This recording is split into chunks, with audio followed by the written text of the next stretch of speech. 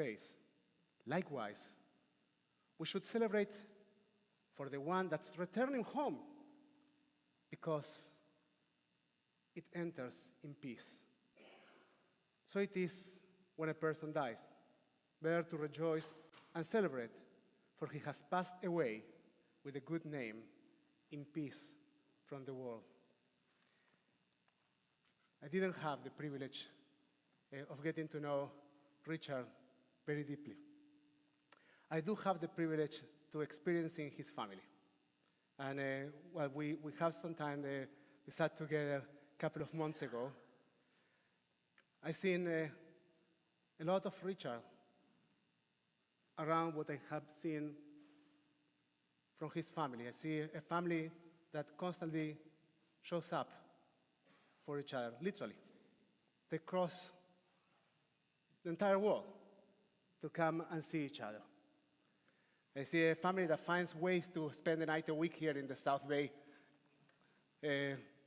with some working deals so they are close to each other. I see cousins sitting together. I have the privilege to have witnessed one of his granddaughters coming up to the Torah and the sisterhood that these two sisters and the love that these two sisters have for each other. Don't know you well enough yet. We're going to celebrate more things.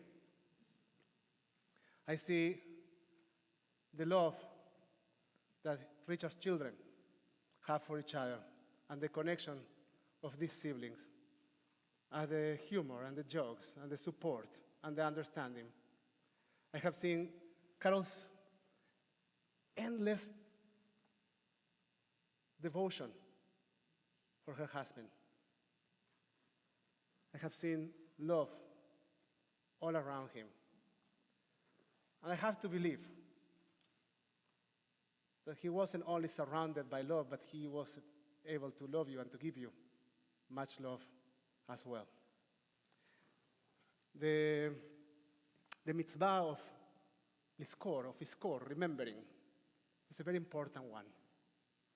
When we share eulogies, when we share words about those that we remember, we shape the eternal life. We shape how they are going to remain in this world with us. We learn in our tradition that Abraham came to cry for his wife Sarah and to eulogize her. Livkota velispoda, to cry for her and to eulogize her. And so there is great space for tears when we are mourning. And there's a very important space for words, even if they mix with tears. So I'd like to invite Andrea to share a few words about her father.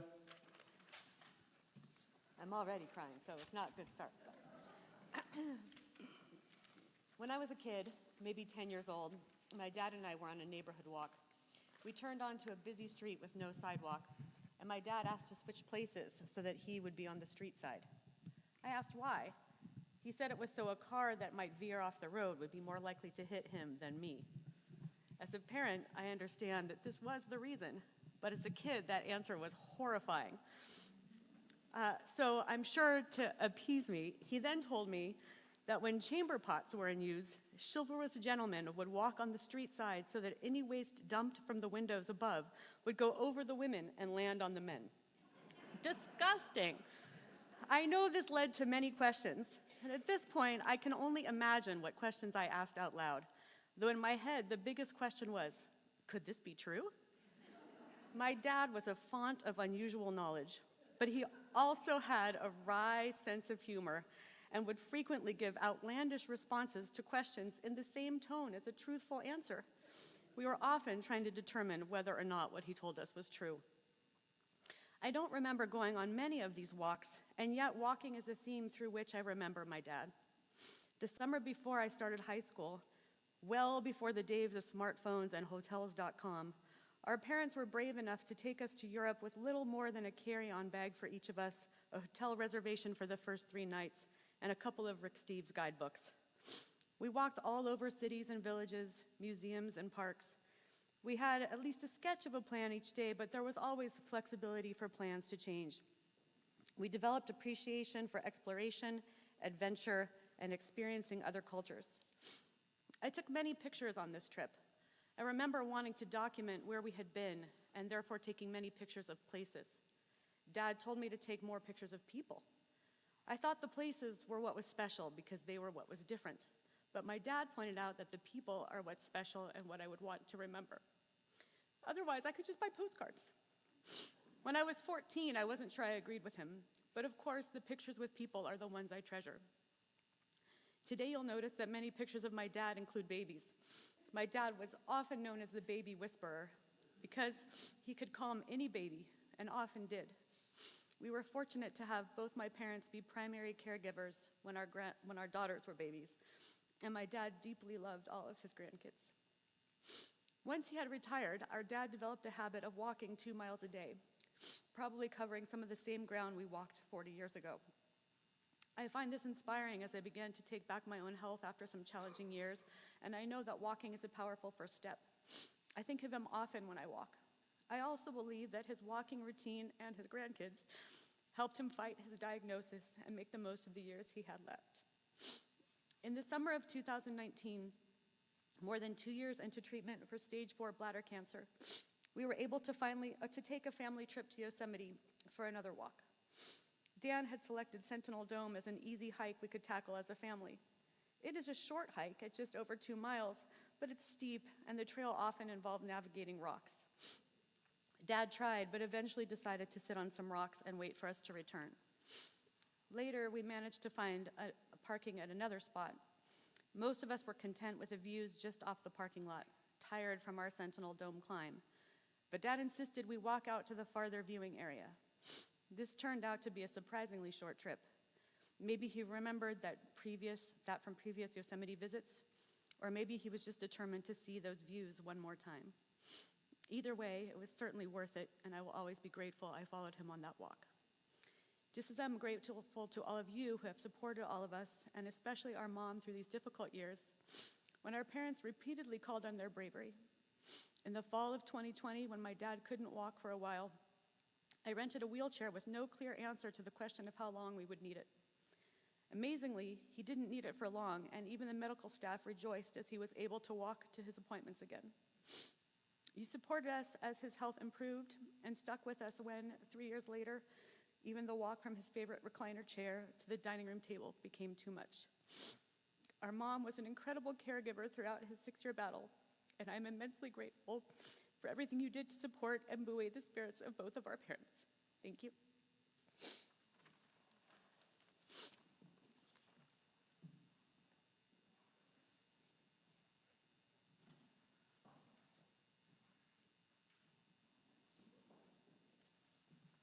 Hard to follow that. I thought to add a couple of comments. First of all, it's really wonderful to see everyone here. Some of you have been saying in these circumstances, but it's also just happy just to see everyone here. I'm sure Dad would have liked to be here. And, even when he was at a quite advanced stage, seeing his grandkids really lit him up. So, it's the people and being together. That's really what's important. So thank you. Yeah, it's just great to see everyone. And a little overwhelming. So I thought to just say a couple of things about things that were important to Dad through some memories. One is something that's kind of surfaced recently among his things. A little, I want to call it a piggy bank, but it's not a pig. It's a rocket on top of a rocket. Like if you were to imagine, if someone were to tell someone in the 1940s what a shuttle looked like with the rocket on it, kind of that's how it looks. And the little one goes back and it shoots a penny into an imaginary planet. I'm not sure what planet it was supposed to be. And it says Lubbock Bank on it. I think he must have gotten it when he was quite a small child in West Texas. And I think he once, when I was a kid, it's kind of a foggy memory, I think he wanted maybe to give it to me, but he wasn't sure because this, in fact, I think is perhaps his most prized material possession. Dad wasn't very much into material things and possessions, but this thing you could tell he really treasured. So now we have it back. It's in their bedroom again. And it was for decades, I think, in closets or different things. So it was very special to him. He wanted to keep it safe. Why am I bringing it up? It's, I think, a symbol of what Andrew mentioned, that desire to explore, that he's had since a small child. He was reading science fiction until the end, really. You know, he had his books that no one really understood why he wanted to read them, but I assume it's that. That sense of discovery that he, also when he said going to Europe, also when he would be on road trips down to Texas or whatever, he had a book on geology. This planet also interested him somewhat. But yeah, that's one of the things that guided him, I think, into the sciences and engineering, and eventually, and that's something that's rubbed off on various members of the family. That's one thing. Thought what else? So that's one thing that was important to him. The other thing, of course, I think that I took for granted, sometimes maybe, you know, as a child, that was maybe like this in all families, but our parents together, and each one, of course, individually does this, clearly saw parenting as partnership. Compared to others that I've witnessed, I don't think, like, when it was expressing concern or giving gifts or making decisions, it was always we. I don't know if you guys really noticed that so much, but something that stood out to me. You know, they of course had their eyes, and of course together, I assume they have very different personalities, you know, but to us as small kids, it was really we. We are this, we are that, you know. I think that's an important value and message that we take with us. We try to in our lives, and that I think is, you know, also expands to the family, you know, the we as a couple. One of the only times that Dad was really ever angry at me, I think, was as a teenager when I was angry at something Mom did or that said to me, and he overheard, I know, my reaction of anger, and he was really angry. That was the only time in my life I think that he was really angry with me, was when I was kind of angry at Mom. I think that says something as well. So that was when I was 14 or so. That also says something, and that feeling of not just the individual, but of a couple and a nuclear family also extends to friendships and community. It's the we that I think brought us as a family to this congregation, and his sense of a greater we that brought him to Kiwanis, and that's what, and the friendships, of course. These are all the things that bring us together here. So I thought to mention that as well, something that's important to him, and that we live, that we try to, a legacy we try to continue in whatever way we can. So thank you everyone for being here, really, and yes, until later.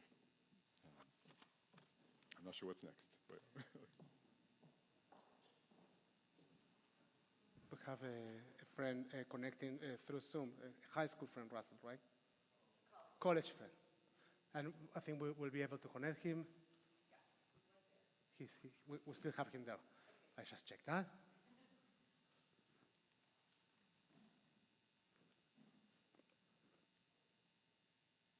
This is Russell Simpson, and I have unmuted. If anyone can hear me, give some indication. Oh, well, I see a hand going up. Good. In that case, I will start talking. Richard and I met as Rice University freshmen in the autumn of 1962. This was by the look of the draw for roommates. Let me remind you of the unique characteristics of that time. The recently elected President John F. Kennedy spoke at Rice University's football stadium at 10 a.m. on September 12th. Now, classes at Rice were not yet underway, but the incoming freshmen were on campus for orientation.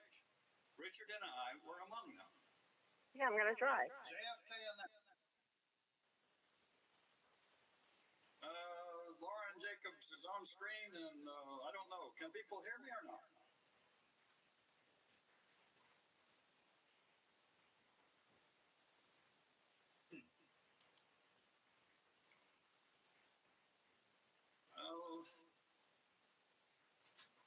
Technical support at Congregation Shir Hadash. Can you give me some information about whether I'm connected to people or not? can hear you. Okay, thanks for that tip. I'll assume you got everything and I will continue. This was when JFK announced for the first time that the United States planned to land a man on the moon within the decade of the 1960s. He said, "We choose to go to the moon." He said it would be hard, but he asked, "Why does Rice play football against Texas?" His answer was, "Because it's hard, not because it's easy." That's supposed to be funny. Several Nobel Prize winners, as well as Margaret Mead, the famous anthropologist, Arnold Toynbee, a well-known historian, gave lectures that fall of 1962. These world-famous figures were invited in celebration of Rice Institute's 50th anniversary. I was an ignorant freshman, and I thought that each year would be exactly like that. They weren't. In October 1962, Fidel Castro was discovered by a U-2 high-altitude overflight to have Russian short-range missiles on the island of Cuba. Houston, where Rice is located, was one of the major U.S. cities within their range. So, food and water were placed in the dormitory basements, down by the pool tables, as though we would be able to use either in case of an attack. This was the time and place where Richard and I met as freshman roommates. On a more personal note, one memorable evening, Richard and I decided to divest ourselves of our unwanted virginity. So, we entered a known house of ill repute for this young man's rite of passage. About 30 minutes later, back in our car, we confessed to each other that we didn't achieve our goal that night, but our friendship meant that we were always completely honest with each other. Richard and I were both raised in deep East Texas. That meant that Christianity was part of our background. However, in California, Richard met and fell in love with a sweet Jewish girl, Carol, doing international dancing. Richard and Carol raised their 3 children in the Jewish faith. When I visited California one spring, they performed a Seder so that I could experience it. I am honored to have joined them in that profound family experience. I will always have a treasured memory of the welcome that they gave me then and always. Shalom, Richard.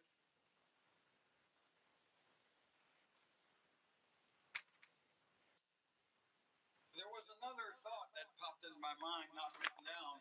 As Andrea spoke of Yosemite, Richard and I had a hiking trip there when he was totally healthy, and we were bounding about on trails that were much longer than we thought, but we eventually got back to the car and enjoyed the incredible beauty of Yosemite.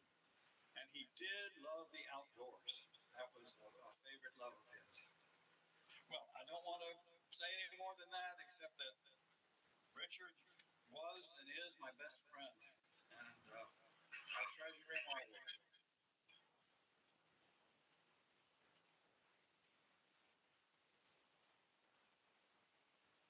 Russ, can you hear me? So everybody's waving at you, even when they cannot see you. You can see them for a moment, and your words were well and deeply received.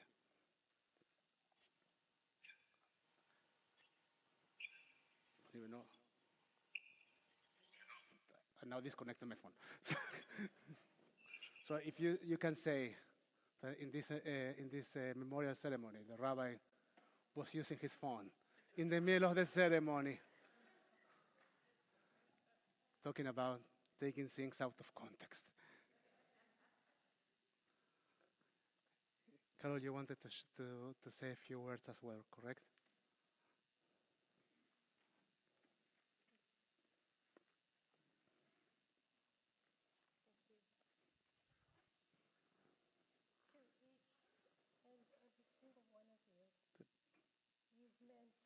So much to Richard and me and our entire family. To have you all here today is an honor and just a heartfelt blessing, and I thank you all for being here, every single one of you. You have been supports and fun and joy and celebration and friendship and all the best things in life for decades.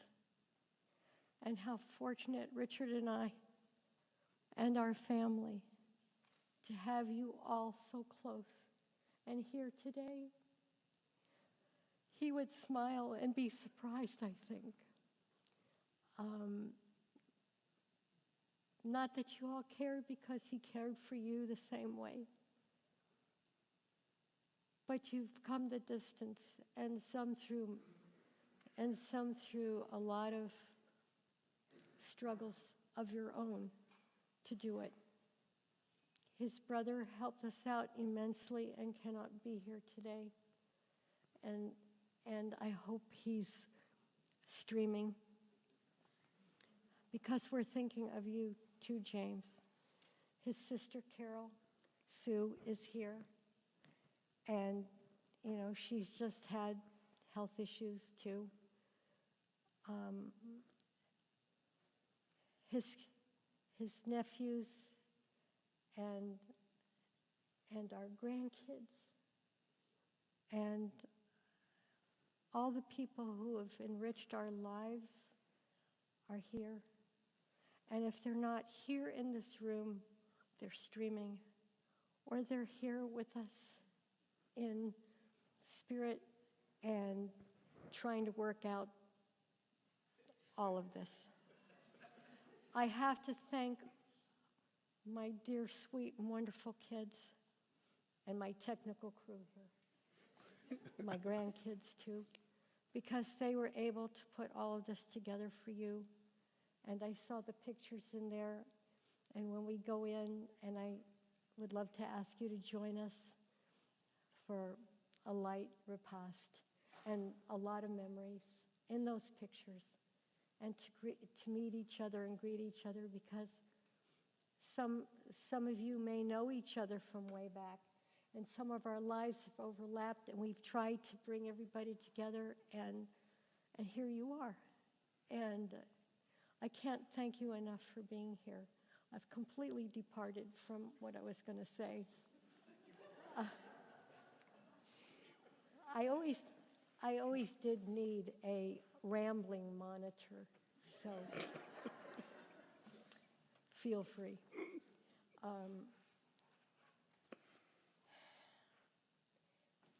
He was always full of surprises. I remember one time I said something about the radio in the van, and it stopped working, and I was without my music, my classical music, which would take me to work and bring me home and settle me, and I loved it. And it wasn't working. And not being a techie, even this crazy AM, FM, wasn't working. And I came out from work one day, and I got in and shut the door, turned the key, and this explosion of Beethoven just took my breath away. And it was almost like the car going up. It was so loud, and it just rocked my soul, and it was wonderful, and I was laughing. I was laughing so hard because he had come and put in that new radio, and I had no idea until I turned the key, thinking it was going to be another silent way home. Beethoven. So it was just one of many surprises and blessings that he would do quietly. And I think a lot of you have experienced things like that he would do quietly. And I want to thank you all for, and I hope you know that after the chemo and the 6 years of struggle, what turns out to be the most important and the most effective was the meatloaf, were the milkshakes, were the running with soup and all kinds of wonderful things that got him through, revived his wanting to taste, and brought him all of the love and the honest to goodness, best things in life. And that's you as friends, you as colleagues, you as people we hold dear and have held dear and will always hold dear. So thank you, every single one of you, whether you were new to our lives through hospice, whether you were new to our lives through helpers, whether you go back decades as some of our very dearest friends. You're all our dearest friends, and you all saw him through, and you all saw all of us through. And I thank you forever. And the monitor has said that's it. So we would like to invite you to enjoy the pictures on the table and all the memories that you have and everything that my kids have brought together. And I thank you for being here.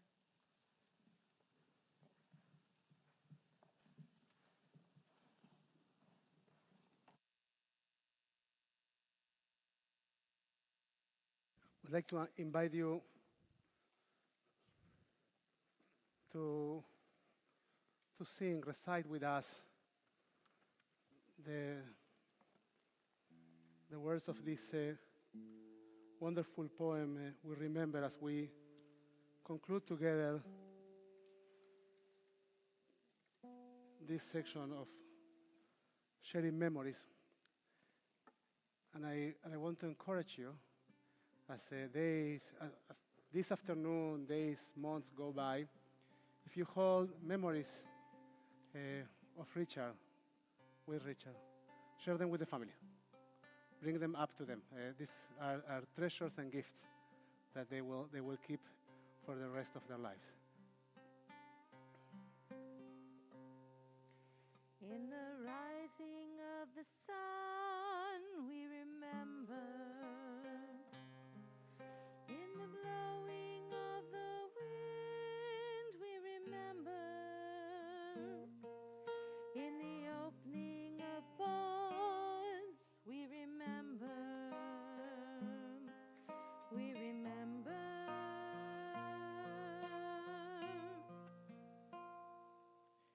When we're blueness of the skies, we remember. In the rustling of the leaves, we remember. As the year starts and it ends, we remember. We remember.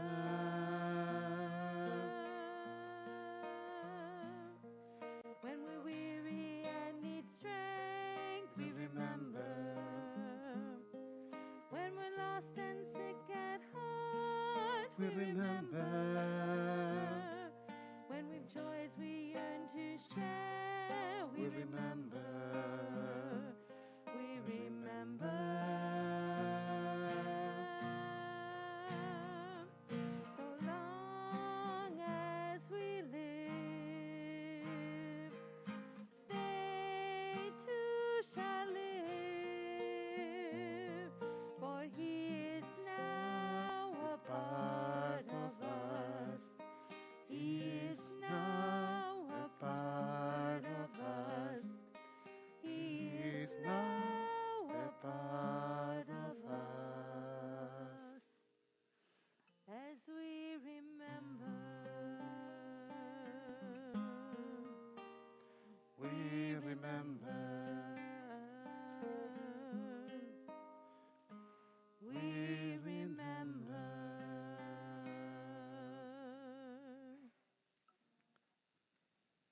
We'll now invite the family to rise for Mourners Kaddish.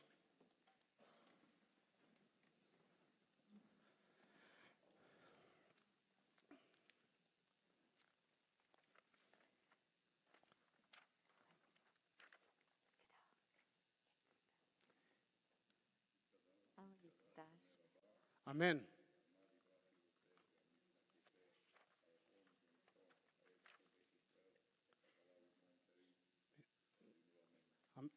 יש למה רבה מבורך לעולם ולמי אלמיה יתברך.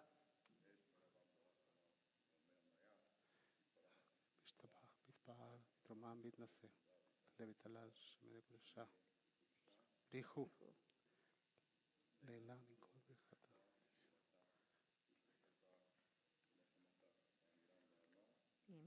אמן.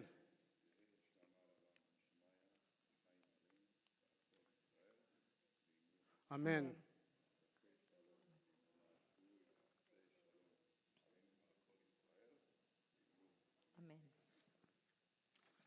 In the memory of Richard, you're always a blessing in your life.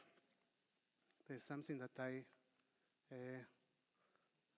always like to share when we recite Kaddish, and it's that the first word of the Kaddish, the Kaddish is a prayer for hope.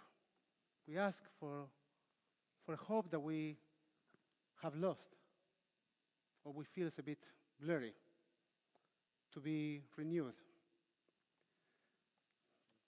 The first word of the Kaddish is it gadal. May it becomes expansive once again. And what we ask to be expanded, to be extensive once again, is our perception of the world. That when we lost, a beloved person becomes a bit smaller. Our world becomes a bit smaller. And we ask for us to be able to open our hearts and to perceive the world as we walk the path of grief and physical separation as once it was for us. And the best gift that we can give to mourners is to be there for them. When we greet mourners, we say, "המקום ינחם אתכם מתוך שאר אבלי ציון בירושלים." We say, may the place console you, comfort you among the mourners of Zion in Jerusalem. And when we use the word place as the name of God, what we are referring to is to your family, to your community, to the people that can remember with you.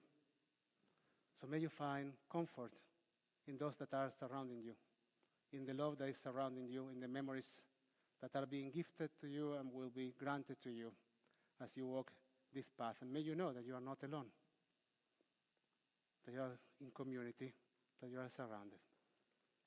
We will conclude this memorial gathering, this memorial service, with the words of Oseh Shalom, which is the sealing of the Mourners Kaddish. And as we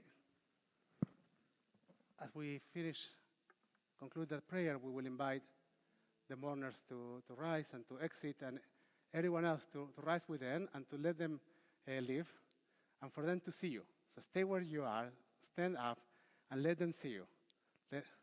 Greet them, acknowledge them, and make sure that they know that you are around. Oseh shalom, shalom bimromav, hu ya'aseh shalom aleinu, ve'al kol Yisrael, ve'imru amen. Hu יעשה שלום עלינו ועל כל ישראל. אמן. עושה שלום, שלום במרומיו, הוא יעשה שלום leinu be'al kol Israel ve'imru amen. Be'al kol Israel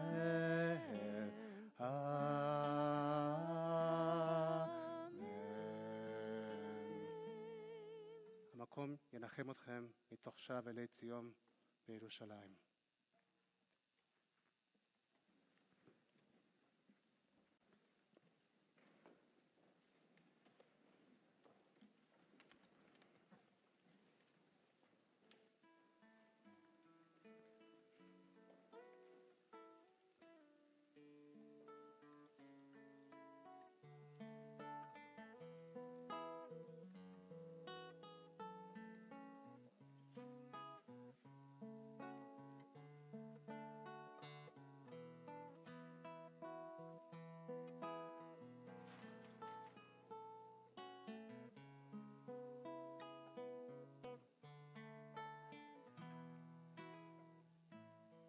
You can join them now.